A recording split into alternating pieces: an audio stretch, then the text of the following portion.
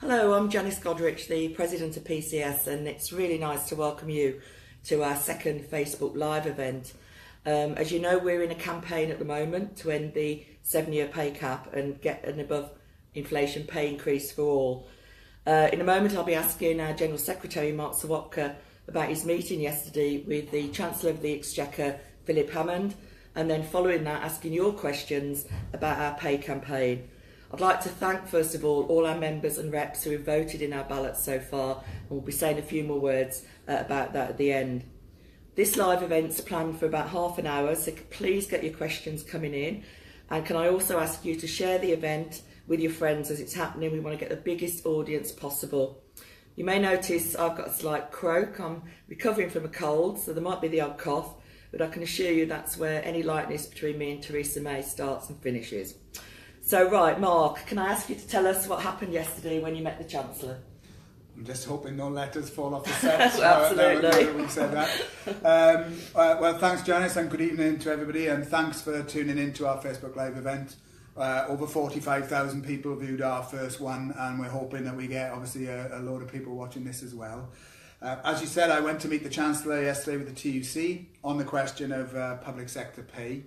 And what I want to tell you is what I raised with him on your behalf, what the answers of the government were. So the first thing I can tell you is I'm delighted to say that as I met him, I was able to point out to him that over 5,500 PCS members had emailed in directly from our pay calculator telling him how you have been affected by the government's pay policy. And that was a really powerful message to start with. And I was able to quote directly from some of those messages to the Chancellor and ask him to respond. And in a nutshell, what I and all the TUC leaders were able to put to him was our core demands. We want the pay cap scrapped for all members. We want funding put in by the government to allow pay negotiations across the board, which means that we don't have to accept further job cuts if we want pay rises. And we want above inflation pay rises for all of our members. They were the key points I put. Now, I can tell you that we did not get any assurances from the Chancellor from yesterday's meeting. The government's view is that public sector pay is now in line with that of the private sector. They don't believe there's any case to catch up the money that we all know that we have lost over the last 10 years. And if anything, the government's position was finances are tight, and therefore any further pay rises will have to be paid for by productivity gains or by further cuts. And I want to tell people directly that I was unequivocal in our message, is the PCS are not interested in getting pay rises at the expense of anybody's jobs. We need more jobs, not less, and we need extra funding being put in by the government to deliver pay rises.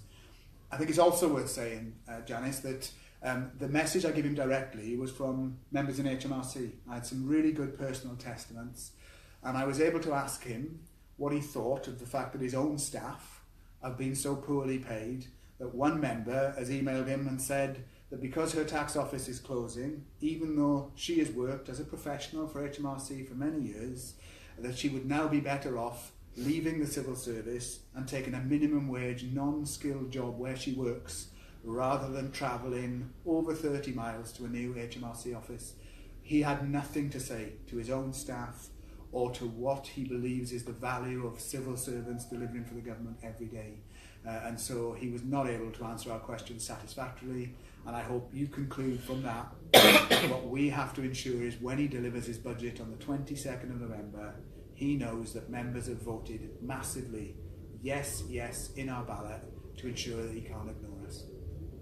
Okay, thanks, Mark. Clearly disappointing, but predictable. More reasons to get our vote in and vote yes, yes. Now, we've already had a couple of questions in, and the first question is for Mark from the DFT group. Hello, Mark. Mark's question is, after Mark Sawatka's fantastic speech at the rally in London on Tuesday, he wants to ask, if we get a strong result in favour of industrial action, how can we build on the support of other unions to organise coordinated industrial action across the public sector? Not only what the national, region and local activists can do, but also what ordinary members can do in order to support that. Well, thanks for the question, Mark. And it was a good rally in London the other night, and it was great to be speaking not just yourself and I, Janice, but other union leaders, all making the case that we're determined to stand up for fair pay. Yesterday, when we met the Chancellor, I got the distinct impression that our fears that they may make some offers to some groups of workers remains. They are probably going to divide and rule the public sector if they can get away with it.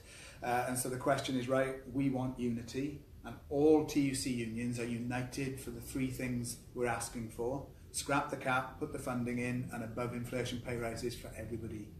So the answer to the question, first of all, lies in our own hands.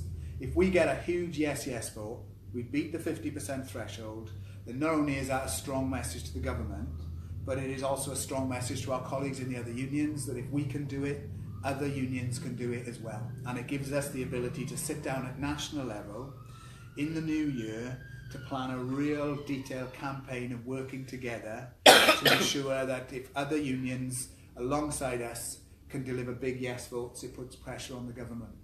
So the first thing we can do is make sure that all members are voting yes in the ballot. The second thing we can do, though, to pick up the local angle, is to ensure that whatever work our activists are doing and members are doing in their communities, that they are engaging with their counterparts in other unions. So if you know activists from other unions, talk to them now about what they're doing, get involved in joint events. There's TUC regional rallies taking place. We're having some great local payday activities. We're hoping on the 31st of October to have another payday protest event at PCS. Why not invite people from other unions to come along? So I think our message is, let's deliver our vote, huge yes, pressure on the government. We can then engage with our colleagues at national level, and you can do whatever you can locally to contact other public sector trade unionists to get joint work taking place in towns and cities around the UK. Okay, thanks Mark. I'm sure we've got some questions coming in, so keep those coming, and shortly we'll be able to expand on some of the issues that we've discussed there. I also thought the rally on Tuesday was a fantastic event, and clearly we need to make sure that we replicate that across the UK and encourage members to take part in the rallies and to support the vote, and talk to family and friends as well about what's going on.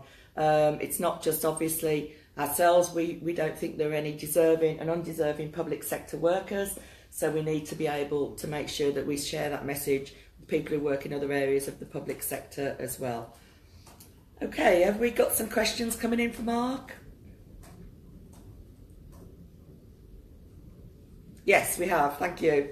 Jenny from the DWP asks what to do if the turnout in the ballot is low. Okay, well, I'm glad that question's been asked, because my answer is going to be, let's ensure that we don't have to worry about the turnout being low. So I think the first thing to say is that we're just over a week into the ballot. All the information that we're getting back at the moment is there's a lot of activity taking place around the union, a lot of meetings are taking place, and I think we can be confident that there's going to be a big turnout.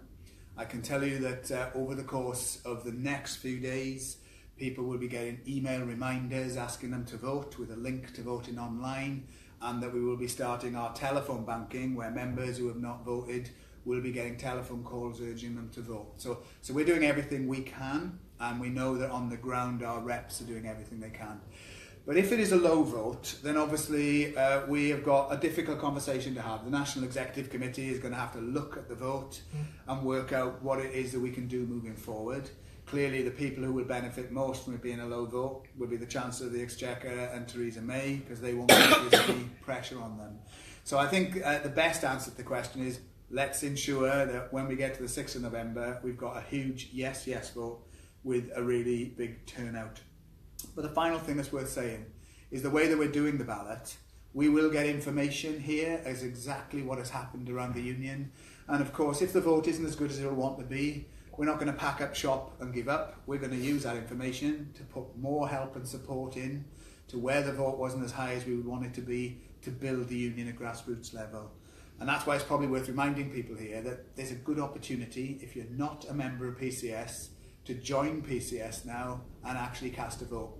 So if you are a PCS member watching, why not go out and persuade a colleague who's a non-member to join the union and vote in the ballot? And let's ensure that the information and the result we get gives us all the options rather than let the government off the hook. Thanks, Mark. I'm going to move on. We've got questions coming in quite thick and fast now, so I'm going to carry on. Remind people, though, just to keep sharing the event so we can get the biggest audience possible. Our next question's from an HMRC worker, Peter from the HMRC.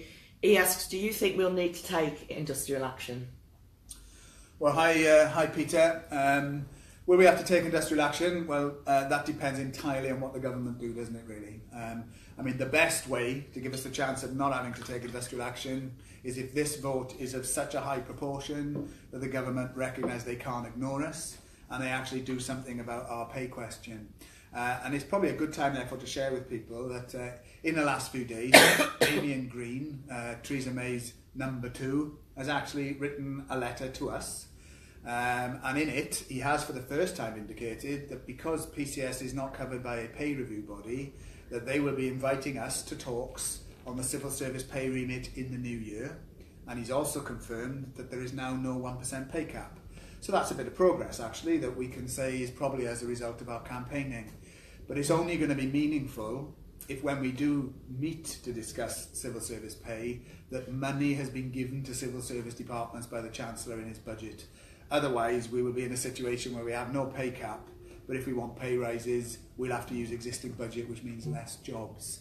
And therefore, a yes vote means we're in a better position in those talks in the new year. Now, will we have to take industrial action? If the government refuse to budge and our members face another year of pay cuts and we have a really good vote in this ballot, then yes, I think the NEC will undoubtedly want to consider moving to a full legal ballot in the new year, hopefully with other unions. But we've got a long way to go before we get there. And I think the best way to put us in the driving seat is to give us a huge yes mandate in this ballot, and then all the choices are for us and all the pressure falls on the government. Thanks, Mark. Chris asks if the Chancellor believes public sector pay in line with private sector pay. Chris asks if the Chancellor believes public sector pay is in line with private sector. If he believes that, why are there recruitment and retention problems? Well, it's another great question, isn't it? And people will know that all the research we've done actually tells us it's an independent research that public sector pay is behind pay in the private sector and civil service pay is behind even the rest of the public sector. So we have done particularly badly for 10 years. In the last days of the Gordon Brown government, we did badly for the entire time of the coalition government and now under the Conservatives.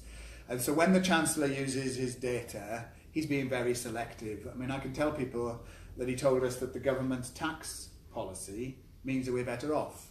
And I had to remind him that they increased national insurance and they've increased our pension contributions as well as cut our pay and cut our jobs. We know the reality, and I think the government really know the reality. The truth here is the government think they can get away with it for another year. And the only way we can show them that they can't get away with it is to give us a huge mandate. And I would just want to say here that it was great yesterday knowing that as I sat there, he had had thousands of emails from our members.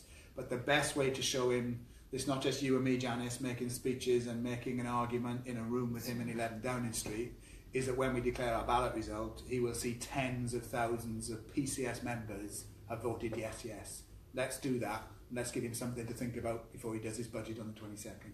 Absolutely. David, who's from HMRC, asks about the HMRC office closures and how will that impact on the pay campaign?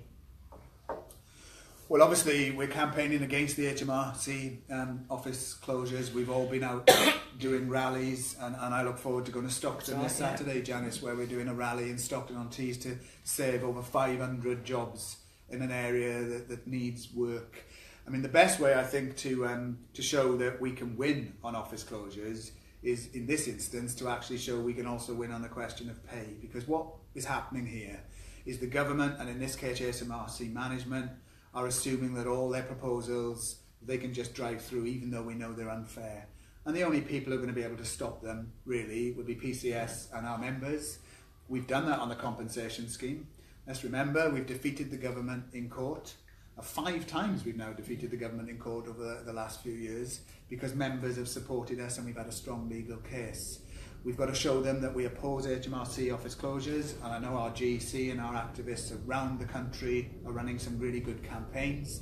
If we deliver a huge vote on pay and we make progress on pay, it will change entirely, I think, the balance of forces, and will give us renewed impetus, I think, to try to fight to not just save the HMRC office, but also job centres and courts and everything else. Thanks, Mark. Just a reminder, we're just over halfway through. This is a PCS Facebook Live event.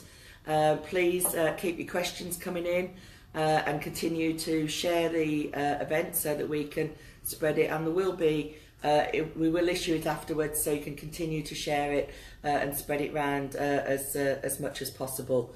So I think we're about to get another question.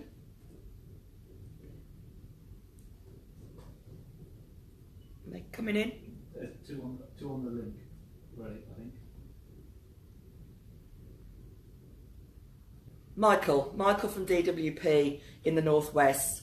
Michael asks, will staff who took the employee deal benefit from additional pay rises if we win an end to the pay cap? Okay, thanks Janice, and thanks Michael. And I know this question came up in our first Facebook Live from a lot of people, and I'm glad it comes up because we want to make the situation absolutely clear.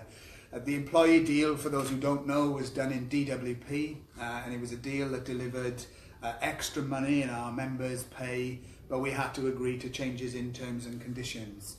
And that was a deal done when there was a 1% pay cap applied to DWP.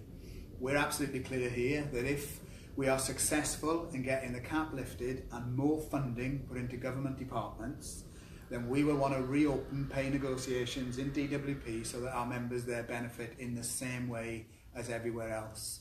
And the argument here is quite simple. Any deals done when there's a 1% pay cap were done in that context. If we get the cap removed and extra money, all members must benefit in DWP, HMRC and throughout our public sector membership. So if you are in DWP, whether you voted for the employee deal and opted in, or whether you voted against or opted out, you stand to gain if we get the cap removed and extra money. So please do vote, and particularly in DWP where we have high levels of membership, every single vote counts. So please vote yes, yes in the ballot. Thanks very much, Mark. Our next question is from Susie, who asks, what advice would you give to those in branches with low density to support the Yes campaign? Well, again, thanks very much, Susie, for the question. And we're very well aware, aren't we, and we discuss on the NEC frequently, it's a tough job often being a PCS rep, and it's a tough job when we've got high levels of membership and we're well organised. But where our reps are working in areas where we don't have as many members as we want, that job can be even more challenging. So I think the answer here is twofold. First of all, for the members that we've got, then what's important is those members vote yes, yes.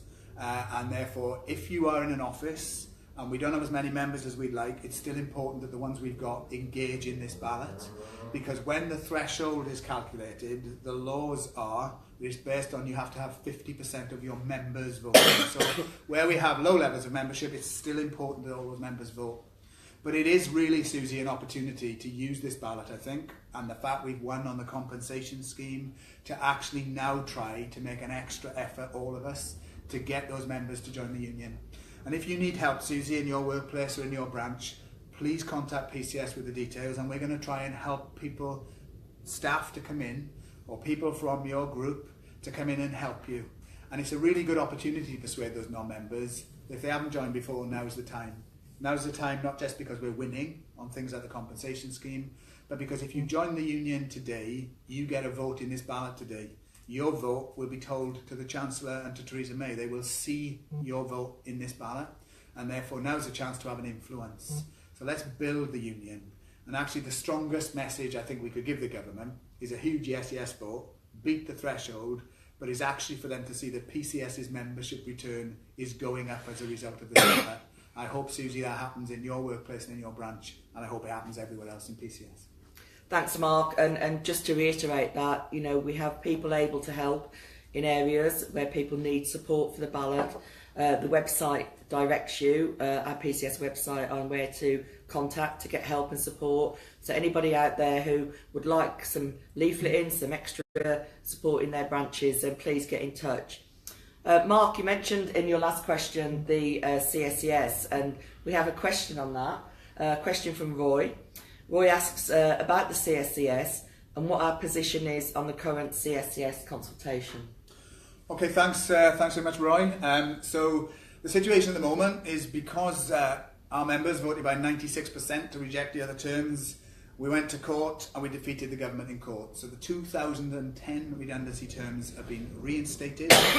Anyone who left since 2016 is getting extra money where that is due, which is the majority of people, and those are the terms that currently exist. So the government is now trying to run a quick consultation to try and reduce the terms further. Our strategy is that we are going to be attending the negotiations. I can confirm today that PCS has secured a negotiating meeting to take place next week, and at that meeting we will be going with sister unions who agree with us that we should have a united position to defend the existing terms, and that we're not prepared to accept the government imposing what we have already rejected. We're taking legal advice, and we will be using our legal advice, using our negotiating sort of skills to persuade hopefully the government to back off. But we will also be coming back out to PCS members, Janice, as the negotiations take place, to tell you what is happening and to ensure that we stay resolute. So our strategy here is to do the best that we can and to reject any terms that members have already said are unacceptable. And in the meantime, the 2010 terms apply, thanks to what PCS have done and what our members have done. Yeah, absolutely. We're coming into the final stage of our Facebook Live event. Please continue sharing. We've got another set of questions in order to take us through our final 5 or 10 minutes. Scott asks, with the political situation weak, the government Tory government post the general election, would you agree this is the best opportunity we've had in years to end the pay cap? I couldn't agree more, Scott. I think you're absolutely right. And it's one of the things I think we should always remind ourselves of, is that, and it's similar to the last question on the compensation scheme really, that what we all have to, I think, understand is that we've moved on. We've gone from a majority to a minority Conservative government. It's relying on the DUP. It's trying to get things through issue by issue. It is not the government that imposed this cap previously with a majority or with a strong coalition partner. And so we have got the best opportunity. Not just because, by the way, the government has no majority, but because all the opinion polls tell us now the majority of the public actually agree with us. 70% of people, when they're asked this question, say that they think this pay cap should be lifted and that public sector workers deserve a pay rise. So I think from our point of view, these are the best circumstances. A weak government, public support, and an opportunity to say we're not having it anymore. And we already know that the government has had to concede already there is no pay cap for everybody in place. Yeah. So the question now is how far we can push them. And all roads lead back really to this ballot. That if we just get big yes votes and a big turnout, it strengthens our hand when the government is weaker. It must follow that if this ballot doesn't go as well as we would want, that we do not have the strong hand to play. And so it's in PCS members' hands here. And I would just urge you, if you have voted yes, thanks very much. Now can you go and persuade a colleague or recruit somebody to the union and get them to do the same? If you haven't voted yet, please vote either online or by phone or by post. If you haven't had a ballot paper, ring us up straight away. It's in our hands. We've still got quite a few weeks left before the 6th of November. Vote yes in huge numbers. And to remind people, you can vote in a number of ways. You can post your ballot paper back, you can phone your vote in, and you can also vote online. So there's a number of ways you can vote, and we've got some really good feedback about how quick it takes to vote. So please pick up that envelope and vote. Okay, we talked a bit earlier. Mark talked a bit earlier about HMRC and DWP office closures, and we've got a question here from Ian, who asks that while the pay campaign is vital, in light of the closure announcements from HMRC today and also the ongoing ones in DWP, Should we not prioritise campaigns against closures and defending jobs rather than campaigning on pay? Okay, well, it's a very good question, and I think the answer has to be that the issue of pay affects all of our members wherever they are. So it's whether it's big civil service departments who are closing offices or some of our smaller public sector bodies. Pay is something that unites everybody at the same time, and we believe it gives us the best possible opportunity to turn around this decrease in people's living standards, send a strong united message from the whole union to the government that we can actually make real progress on. So we don't think it's a choice. We think we have to campaign on pay. And office closures, of course, is specific to certain members in certain departments. But we do need to ensure that where we have membership support, we are fighting office closures.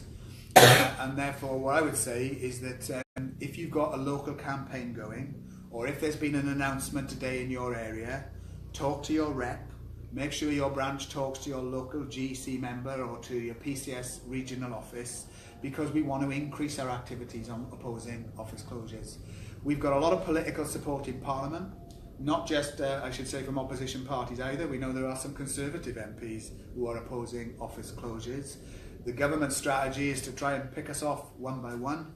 HMRC and DWP are bearing the brunt. So let's ensure we send a big vote on pay to ensure that people's living standards can increase rather than decrease. But if you are watching this now and you are worried about your office, why not talk to your colleagues, talk to your reps, have an office meeting. Our commitment to you from the NEC is we will support all of our members and offices, workplaces and branches who are in a position to campaign against their office closure. I'm going up to Stockton on Saturday. Janice, I know you've been touring the country. We're here to help. Let's defend our local offices, but let's also increase our living standards at the same time. Thanks, Mark. I think we've got time for 2 more questions. Mark, you talked in your last answer about some of the politicians that are supporting us. LJ asks that the Scottish Government seem committed to end the pay cap, but have taken no action or given any guarantees. How are we applying pressure on the Scottish Government to deliver on their promises? Well, that is a really good question, and in some senses now, the Scottish Government and the UK Government's positions are same in this sense. They both said there is no pay cap anymore, but neither of them have said that they're putting funding in and are talking about above inflation pay rises. So the answer, I think, is that we've got to put pressure on the Scottish Government and the UK Government. That's why we're balloting all Scottish members, whether they work in the devolved administrations or Westminster departments. But because we'll get to know how this vote is cast, if you work in Scottish Government, again, the bigger the yes vote, the better chance we've got of going to the Scottish Government ministers and saying your own workforce want you to deliver above inflation pay rises and you need to sit around the table and negotiate. So whether you're in Northern Ireland, Scotland, Wales or England, a yes vote strengthens our hand at all levels. And if we get a strong hand, the answers to the questions are Theresa May and Philip Hammond must put more money in across the public sector, including to Scotland. And then those sort of managements and employers, or in this case the devolved government, has to sit down with the unions. And if we get big yes votes everywhere, there'll be more pressure. I actually hope we get the Scottish Government to put its hand in its pocket and actually show the way here and negotiate above inflation pay rises, because if they do that, it will also help put more political pressure on Theresa May. So vote yes in Scotland, in Wales, in Northern Ireland and in England, so we can put pressure on all politicians at all levels to do the right thing and give you above inflation pay rises as soon as possible. Thanks, Mark. We're going to take, unfortunately, our final question now, and I think those tuning in will have probably slightly picked up that the theme running through all of Mark's answers in this event is vote yes. And we've got a final question from Dill, who asks, how can we best get our campaign message to the wider membership? Okay, thanks, Dill. I mean, obviously, the fact we're doing Facebook Live, this is all new for us, and clearly, as I said at the beginning, nearly 45,000 people watched the one that we did last week. We are trying to get the message out now. We're going to have email reminders. We're going to be getting texts sent out. We're going to be sending reminders out. But actually, the best people to get the message out are people in workplaces up and down the country. And I want to just say that we, as you said at the beginning, Janice, we really appreciate the efforts of all of our reps who do all of this in their own time. But there's also a role here for members who are not reps necessarily, but feel strongly and may well be watching this, which is to talk to your colleagues. If you're at work, whether you're having a cup of tea, whether it's an office meeting, whether you're sharing a lift, let's talk to people. Let's make sure people join the union and they vote in this ballot. We're going to do everything we can in the next few weeks to keep pushing out the message. A yes, yes vote gives us the best opportunity in years in not just saying the pay cap's gone, but putting money in people's pay packets, which is what this is ultimately about. So I would say to you that talk to your colleagues. If you're a rep, organise a workplace meeting. If the management won't give you time to have a meeting, think about having one in the car park or booking a room in a place across the road, wherever it may be. Talking together and having meetings is always proved to give us the best way of having a discussion, and it increases the turnout. If you can't have an office meeting, talk to your colleagues. Make sure that our notice boards have got all the information on. Look at our website and our Twitter feed and our social media. Share this Facebook Live event. Let's make sure that wherever we are, whether we are a rep, an advocate, a member, that we do everything we can in the days that we got left to get that message out. Because I know I keep saying like a stuck record, vote yes, yes, but the simple reality is if it's on 6th of November, we have a huge yes vote to question 1, a huge yes vote to question 2, and a turnout that breaks the 50% threshold. We're in the best possible position to put pressure on Theresa May and Philip Hammond to actually do the decent thing and put funding in and give us above inflation pay rises. And also, if they won't listen, we're in the best possible position to go to other unions and ask them to join us in the new year in a coordinated campaign. That's really why this ballot is one of the most important we've had. And I just want to take a final opportunity to thank people for all that they've done, for all the work that you're doing, to thank you if you've already voted yes, yes, to urge you to do so if you haven't. And remember that PCS represents brilliant men and women in organisations the length and breadth of the UK who serve people every single day. They do it really, really well, professionally. They take pride in what we all do, but you don't get paid properly. This is our chance to do something about it. So vote yes, yes in the ballot. Thanks very much, Mark. We now come to the end of our second Facebook Live event. We've had some really positive feedback from the first one, and hopefully people have enjoyed this second one. We're trying to communicate with members through every medium, face-to-face in the workplace, leaflets, magazines, and also using social media. We will be planning more Facebook Live events on pay and the proposals to cut the compensation scheme. So like our Facebook page so that you get notifications direct of any future Facebook Live events. So thank you, vote yes, yes, and thank you for your time, and see you next time. Thank you.